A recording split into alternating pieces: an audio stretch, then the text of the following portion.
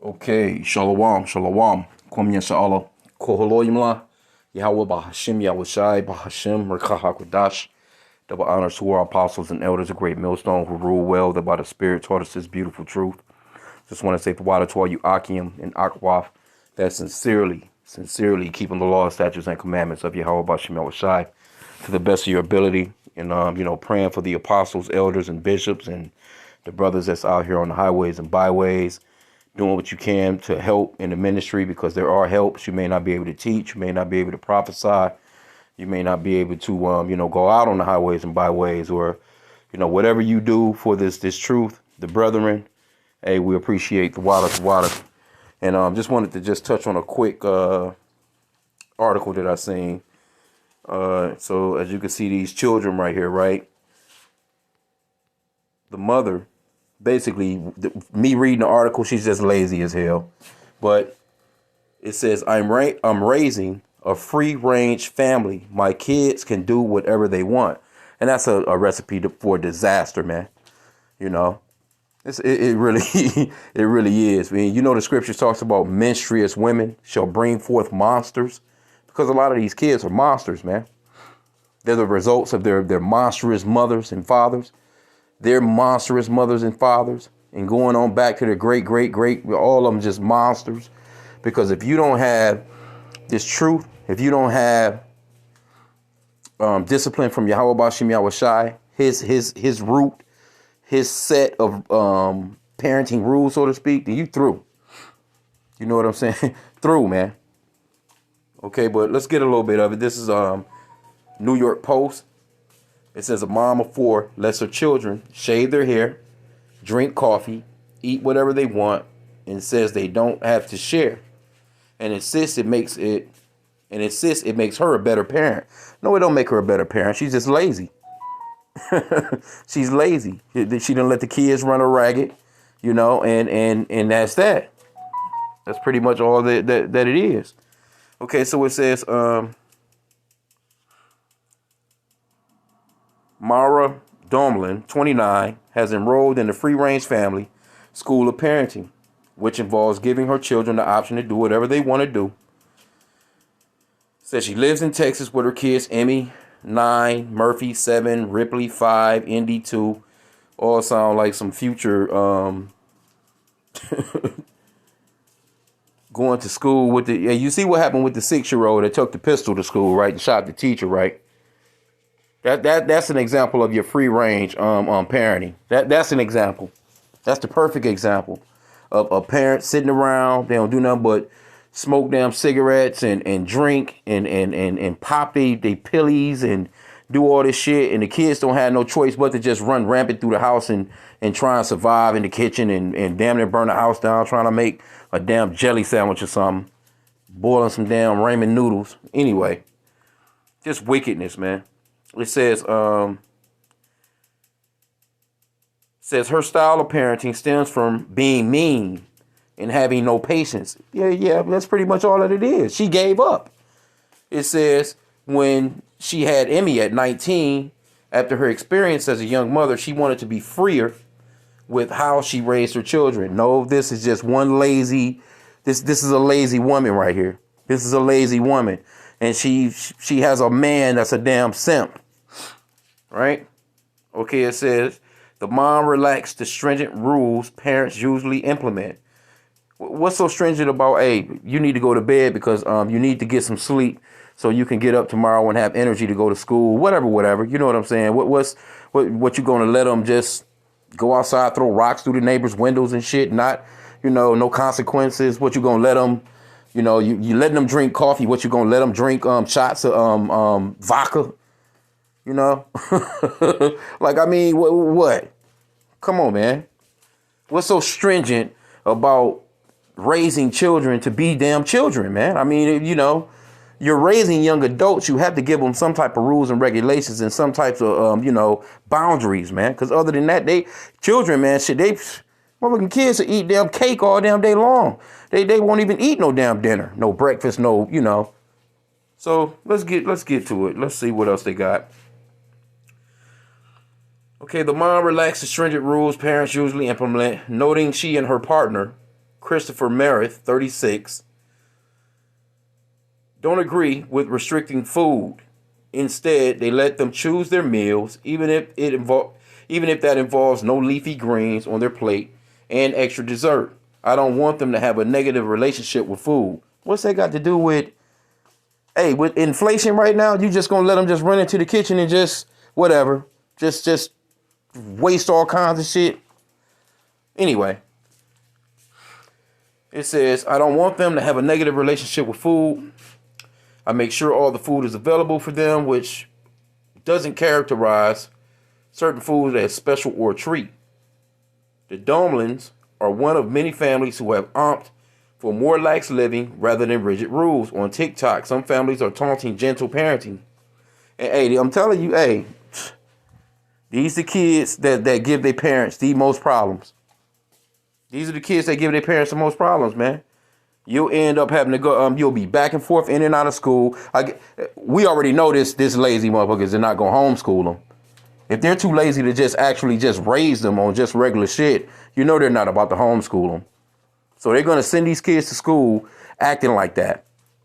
Just being able to, your kids are just at school, just feeling like they can just do whatever they want. So what when it comes to about where they go out into public and they actually have to fucking go by some rules. You see?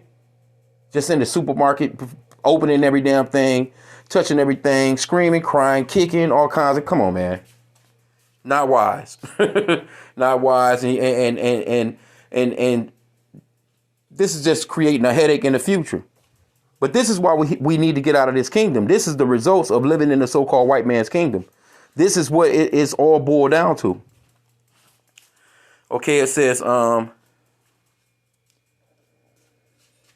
families are taunting gentle parenting, which involves neither punishing or rewarding children, while other parents swear by the concept of supervising their children, a term describing leaving kids to play among themselves without parents intervening.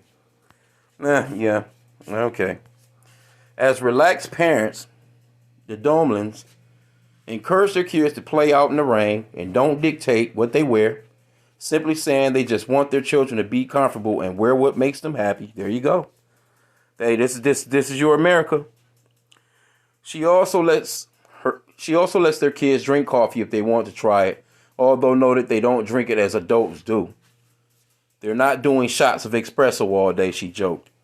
Other controversial parenting rules she and her partner abide by include letting the kids go out barefoot, allowing them to wash in the rain, and even permitting them to shave their heads.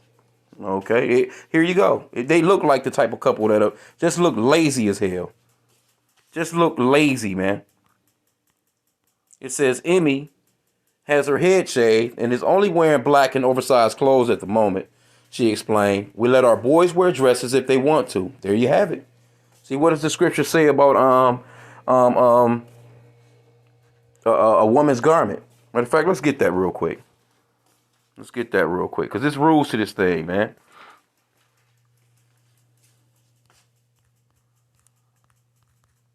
See, that's the reason why when we come into rulership, there's going to be order. There's not going to be no, see, like America, it's a stomping ground for every religion. You can be whatever you want to be. You can be a damn tree. You can be a bicycle, a bike tire. You can be a damn 18-wheeler. You can identify as anything that you want. It's not going to be any of that in our kingdom, man. This is why this place is called Babylon. That word Babylon goes off into confusion. This place is Babylon the Great, man. The virgin daughter of Babylon. This place it produces nothing but confusion. Bunch of damn dope heads. People, you could just be whatever in this nasty place, man. It's just disgusting, man. It's disgusting, man.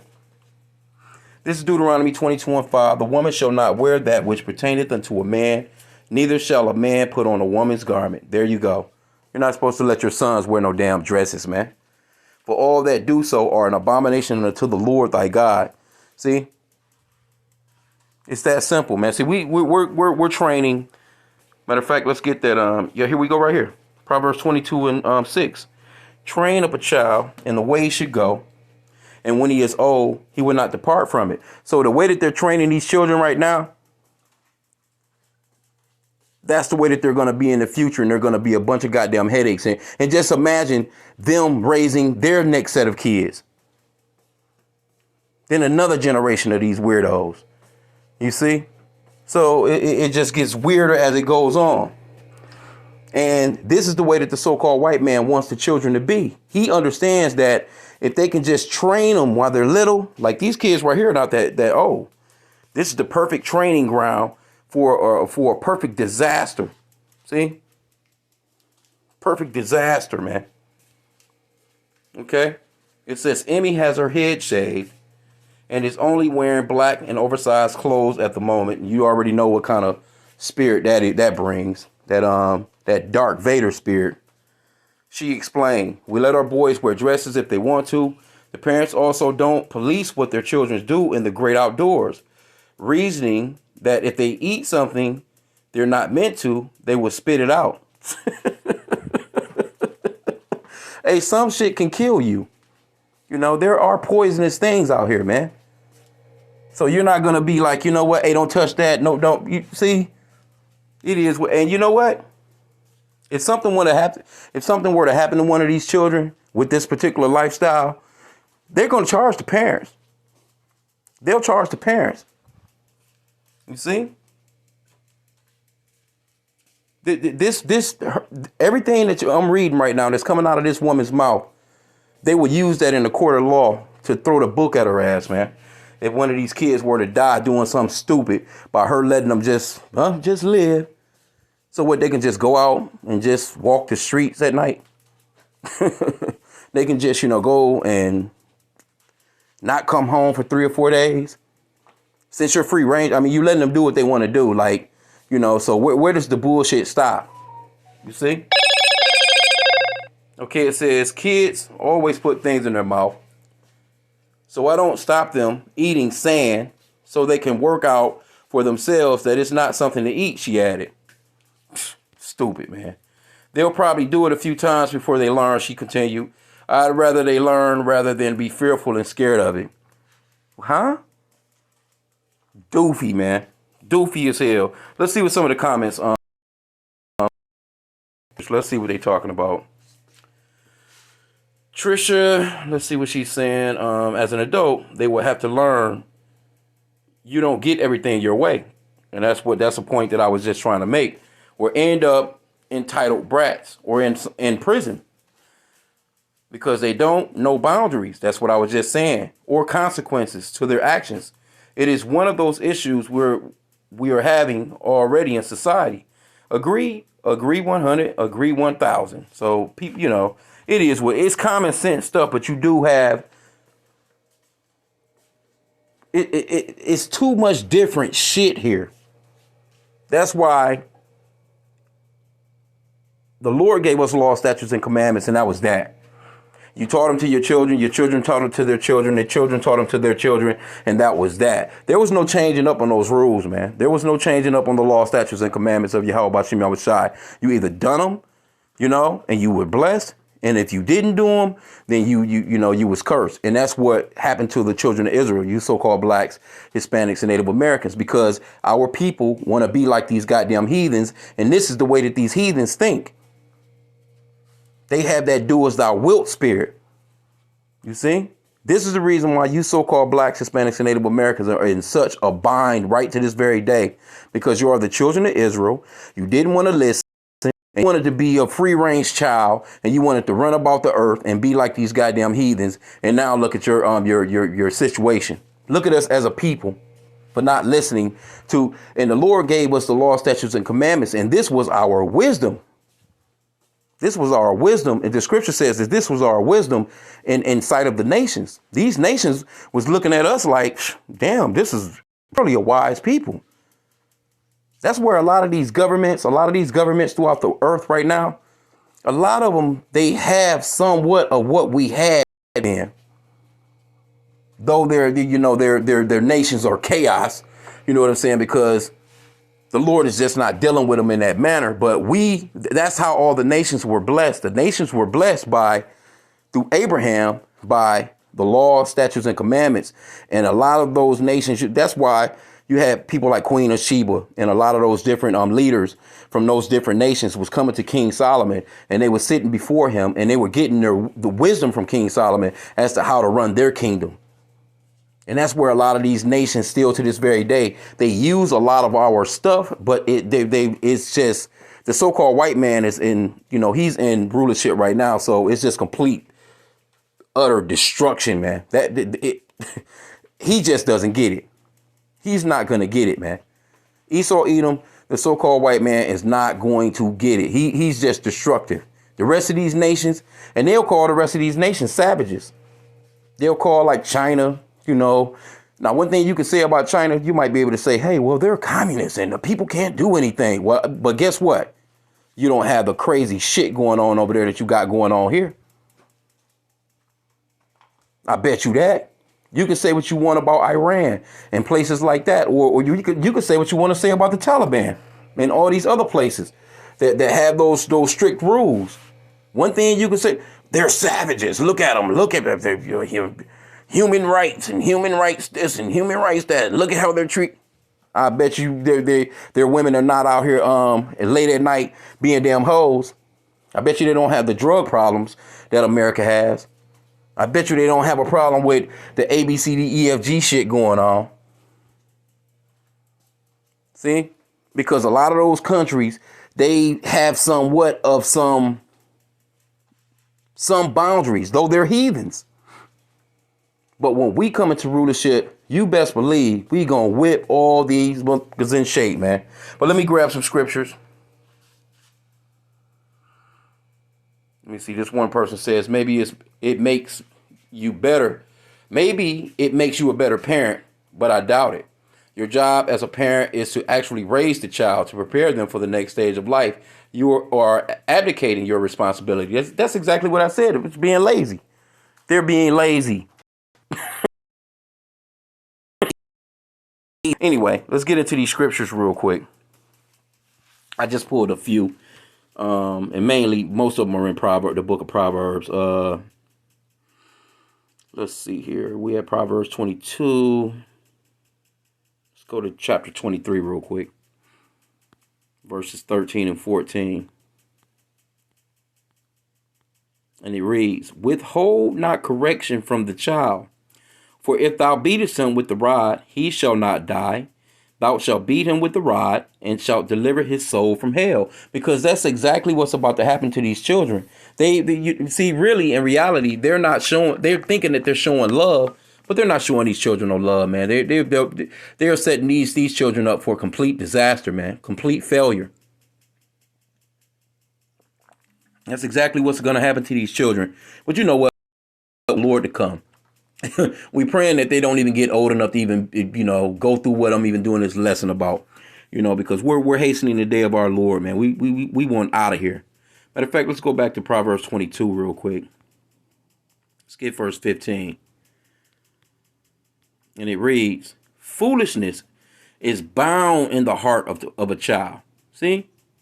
You can't let children just run around and do what the fuck they want, man. It's nothing but foolishness bound in a child. But the rod of correction shall drive it far from him. See? What do you think? I mean, kids are not. You have to rear kids, man. You have to raise kids, man. You can't just let kids do what the fuck they want to do, man. Because that's a recipe for disaster, man. It just is what it is, man. But let's get Proverbs 26 and 3. A whip for the horse, a bridle for the ass, and a rod for the fool's back. And that's and trust me, if you don't put the rod on their back, if you don't give them discipline, trust me, the state that you're living in will. The state that they're living in will. They'll pull right up. The police officers are pulling up, and they're swooping up on 6-year-olds now, man. You see? Let's go to chapter 29. Proverbs 29. This is why, we always encourage to read in the book of Proverbs, the book of Psalms, Wisdom of Solomon, the book of Ecclesiastes, the book of Ecclesiasticus, these different books, man, because there's a lot of wisdom, knowledge, and understanding in these books, man.